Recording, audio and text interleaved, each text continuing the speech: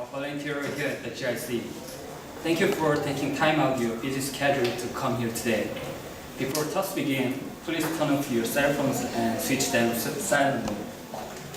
Today's topic is about cooperation and competition. The speaker is going to talk about dynamics concerning about individual and a group. He will discuss some specific theories and draw parallels to a wide range of topics. Today's speaker, Rohan Lewis, is a math teacher at Kwangju Foreign School. Let's welcome our speaker with a big round of applause.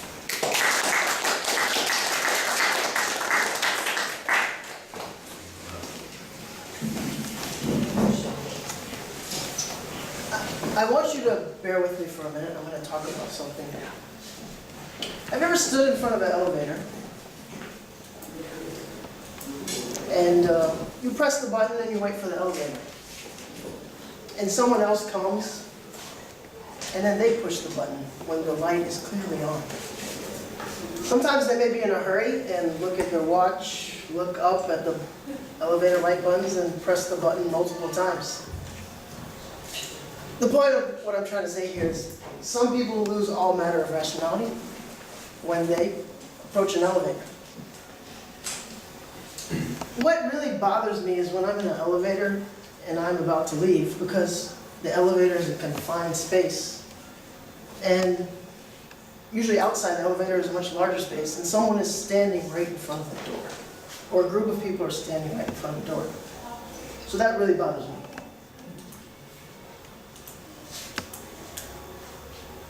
A similar thing happens in metros and subways. I've been to several large cities around the world, and there's a certain flow. You can leave people space to exit, and then allow yourself to enter without people bumping into each other, without the conflict and the rush. And this is what I'm saying about metros and subways. How did this come to be? How did people come to pushing and shoving instead of standing in line and waiting and allowing others a chance? I believe Incheon Airport has a system down where people exit on one side and before the other people can enter, the doors open on the other side and there's no confusion. So how did this come to be? I'm going to go way far, actually, sorry. This is a sign I recently saw in Hong Kong. Hong Kong is one of the most densely populated areas in the world, and they actually have signs like this because people run out of elevators, they push and shove. Sorry, metros, subways, they run out of metros and subways, and they run up to the escalators because everyone is in a rush. So how did all this come to be? Where is the cooperation of humanity? So primitive man, who are we? I'm pretty big on health, so I often read articles related to, what are we supposed to eat? What are we used to eating? How much sleep are we supposed to get? How much activity are we supposed to be having on a daily basis? An important concept that is not talked about is, what are our minds used to? And so I'm going to talk a little bit about that. For about 1.8 million to 10,000 years ago, we existed as hunter-gatherers. We were not stable. We moved around. We got whatever we needed to eat from the earth. There was no fixed civilizations. And these were very small groups, 20 to 50 people. It's called a band. And then occasionally you would have people come together, and that would be a larger group, maybe 100, 200 people. Nothing was ever larger than that for that length of time.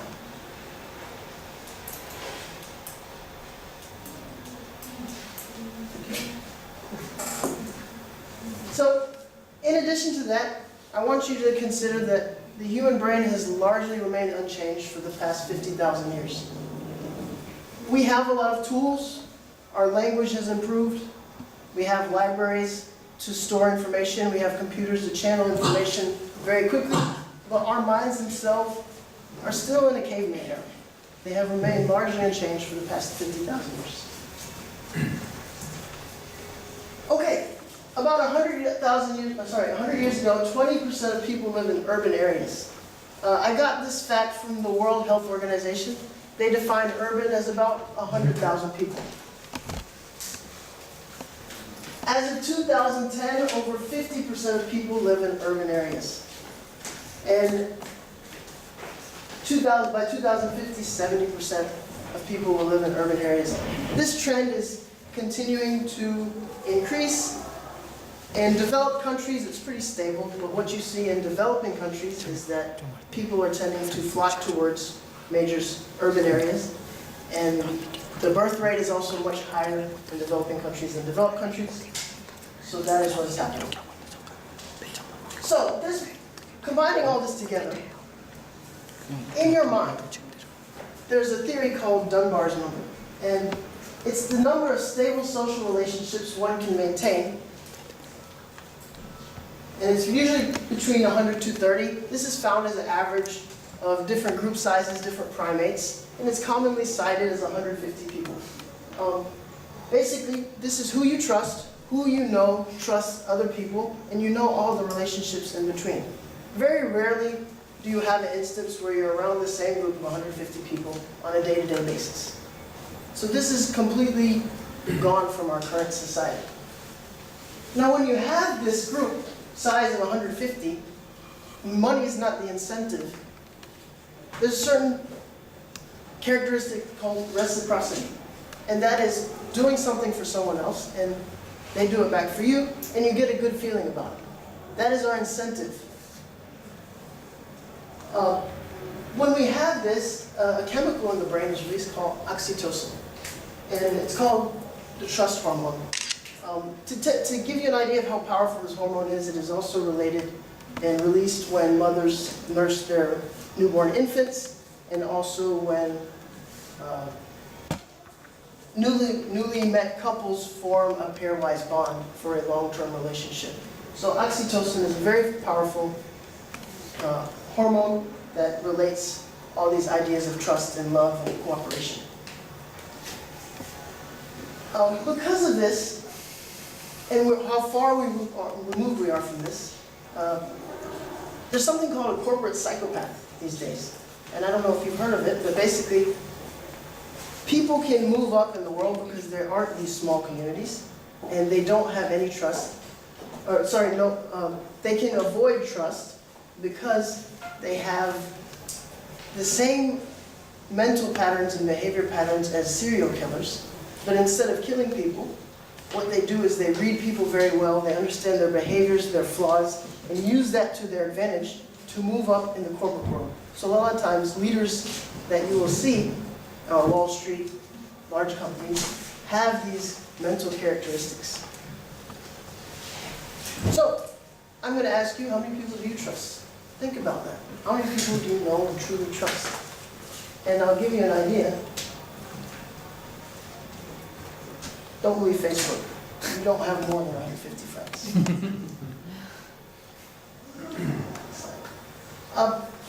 My background in this is in game theory. I'm a math teacher, and I'll tell you a little bit about game theory. It's the analysis of games. Well, what's a game? Anytime you have people, groups, corporations, animals that have a decision to make, that is a game. So using this definition, you can apply it to a wide range of topics. The decision they make is called their strategies. And each player has multiple strategies. Depending on what strategy which player takes, a certain outcome will happen. Well, what is your incentive for reaching that outcome, for choosing that strategy? Well, you'll get a payoff. So in game theory, we analyze payoffs, we look at rational behavior, and accordingly, we pick the optimal strategies for each player to make.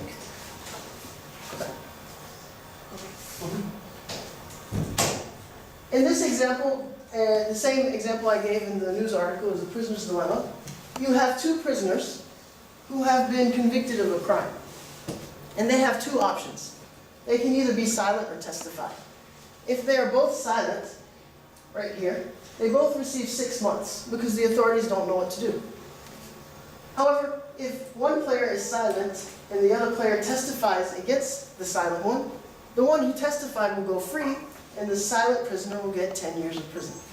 So it is in the best interest of prisoner A to testify, so he can go free.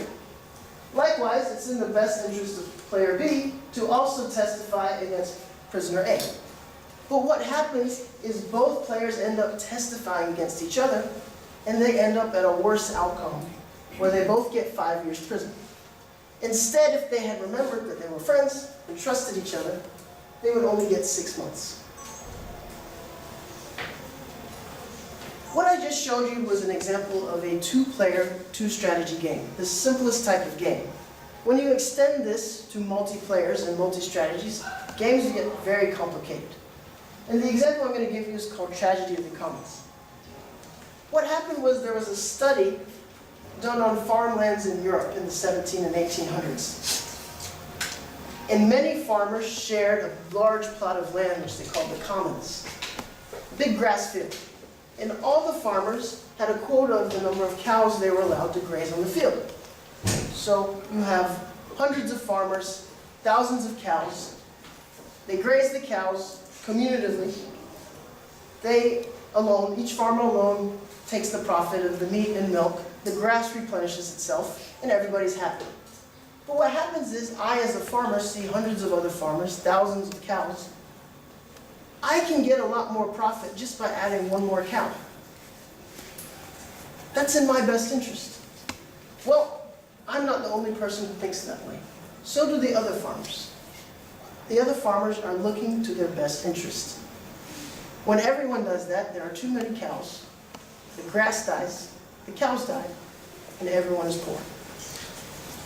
This topic is about cooperation and competition, but to get into a little more detail, it's about the short-term interest of the individual and the long-term interest of the community. And these two are not often the same. Another example of this is a water shortage. If you think about, I don't know if water shortages happen in Korea, but in the US, at least where I'm from, they're quite common. And they'll tell us, when we have a water shortage, the community will say, don't wash your car, don't water your grass, take shorter showers, and the reservoirs will reach a stable level. Well, that's good if everybody cooperates, but what happens if the water levels are stable? Someone will think about cheating, doing something for their best interest, having a longer shower, washing their car. Well, what happens when everybody does that? There is not enough water within a few days' time. I'm going to try to stay away from the math because this is my background, but I'm giving you I'm giving you an idea of how the matrix looks for a multiplayer game. This is you, what you see. And it's in your best interest to have people who cooperate. These numbers are payoffs. Positive numbers are good. That's the best you want. If you cooperate and everybody cooperates, everyone receives a very high payoff. Notice that it's always in your best interest for more people to cooperate. It's also always in your best interest for you to cheat, be selfish, and defect. But what happens when everyone defects? You don't see any other players who cooperate, and everyone ends up down here at -1. Short-term interests of the community, individual, and long-term interests of the community. Throughout this presentation, I'm going to give you several examples to look at, and hopefully you can identify with some of them and learn something from it. Greed and competition are not the result of the immutable human temperament. They're in fact being created and amplified. The direct consequences is that we have to fight with each other in order to survive. And this is by the founder of the EU monetary system. And if this isn't enough for you, you can look at the income gap in the world. 1% of the population owns 40% of the wealth. The bottom 50% of the people in the world own less than 1% of the wealth. So clearly there is a divide. Bare branches of China. Is anyone familiar with this term? A bare branch gives no fruit. So, the history of this. In 1979, China introduced and applied the one-child policy. Big population crisis in China. So, let's do something about it. Because of this, this has promoted female infanticide, feticide, and because many families prefer male children over female children. Well, how many? Currently, there's 120 boys being born for every 100 girls. I don't think you fully understand what that number means in a country like China. So here's a number for you. Right now, by 2020, there will be 30 million more men than women. I still don't think you fully understand what 30 million means. So take a look at this. In 2020, that would be the 46th largest country in the world. Purely single men who have no chance of getting married simply because the number of women do not exist. Okay. In 2020, I believe the population is supposed to be around 7.5 billion people. So this number, 30 million, is 1 out of every 250 people in the world. And that's simply because families are selfish, they want a male instead of a female, and this is the community result. A similar problem is also happening in India, and it is considerably, comparably as bad. It's about 20 million people.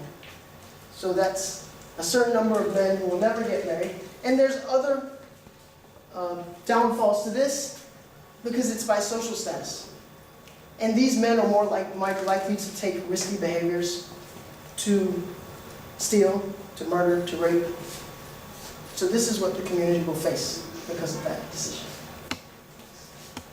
Competition in Korea. This is what I know a little bit about because I'm a teacher here. Korean students have very high academic expectations set by their teachers, parents, peers, and schools. I read recently in a GIC article that testing in Korea is deeply rooted in education and history. And there's an extremely high pressure for Korean students to do well in the SAT for entrance into the universities and the Korean exam. And because of that, cheating is quite rampant in Korea. There are test centers where you can get copies of the SAT. I've heard even people making fake IDs and taking the test for you. And because of that, this is what's happening.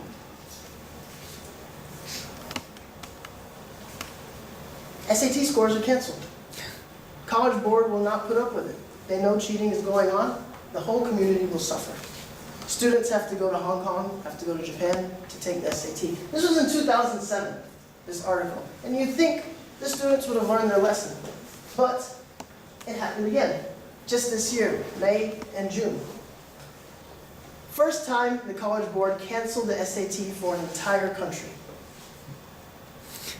Something to think about. Drug abuse in sports, another huge problem. It starts in high school. Basically, you have a high school coach. You need to get faster. You need to get stronger. We need to be competitive. We want the championship. Baseball, bodybuilding, football, track and field, recently, especially cycling, are all sports commonly affected by drug abuse. When you look at it, it starts in high school, but it started at the professional level. And then it trickles down to college. It trickles down to high school. Because you have to be the best. You have to be competitive. Game theory clearly explains why it is in a professional cyclist's best interest to do it. The drugs are effective, difficult to detect, and the payoffs for success are high. And also, you get endorsements from companies to sell shoes, to sell sports supplements. The worst part about it is if you don't take drugs in some sports, you actually probably won't be good enough. It's that competitive. It's not talked about, but it is really severe in the US. And they are actually now becoming a little bit more strict about the rules and the drug testing to catch people. Because at the time, it really was in the best interest, rationally, to do drugs. Because you would get cut if you did not. You would not be good enough. You would not be competitive enough. Next slide. Here is an explanation of that. And again, there are game theoretic matrices. I'm not going to get too much into that.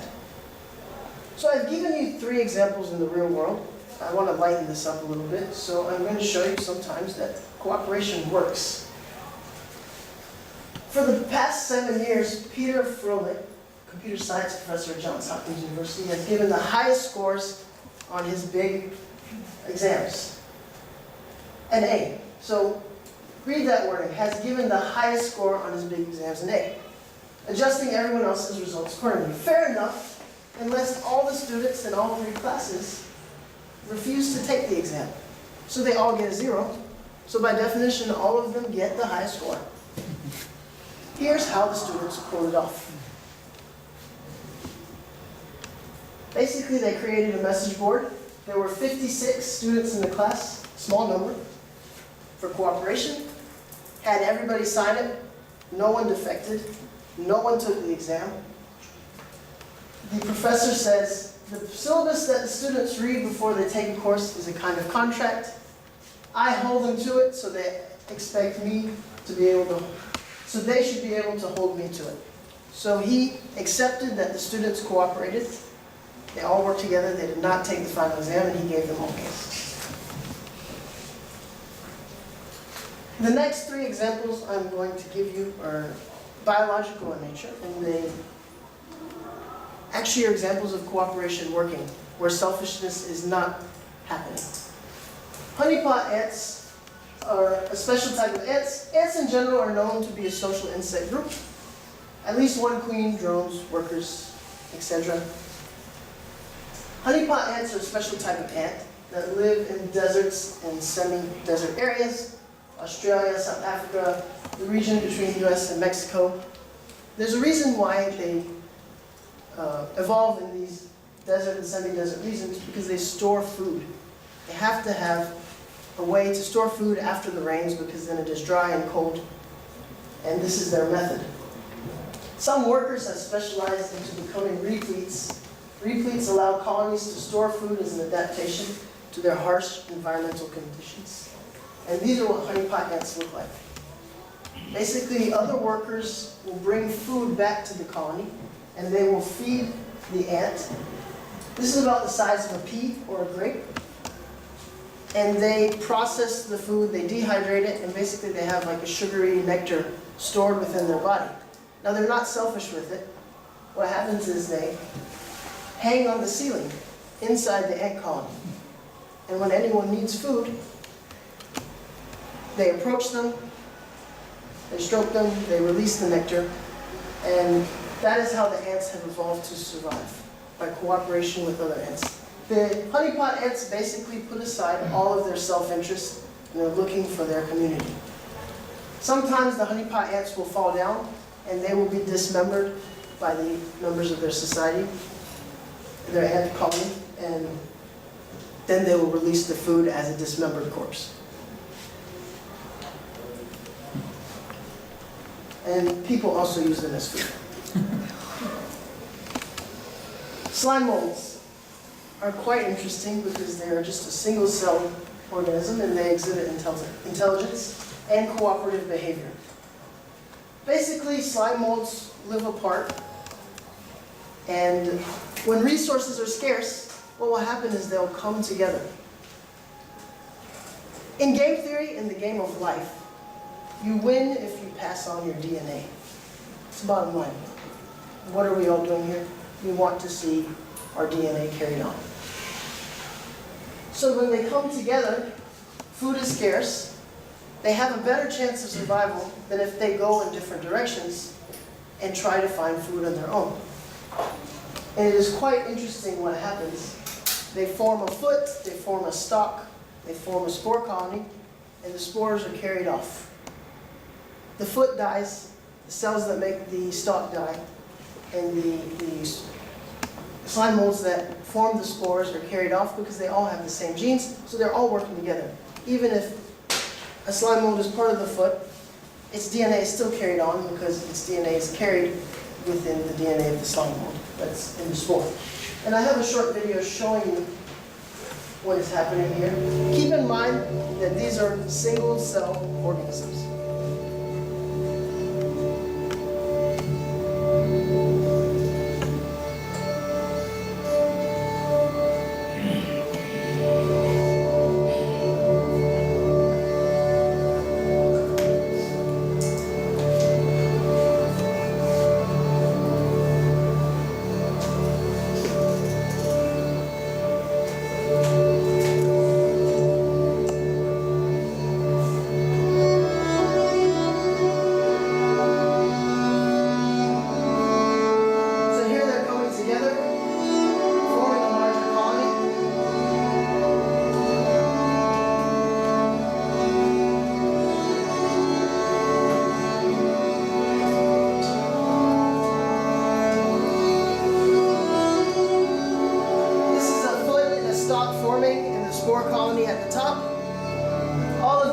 cells will die. These cells will pass on genetic information so the colony's DNA will survive.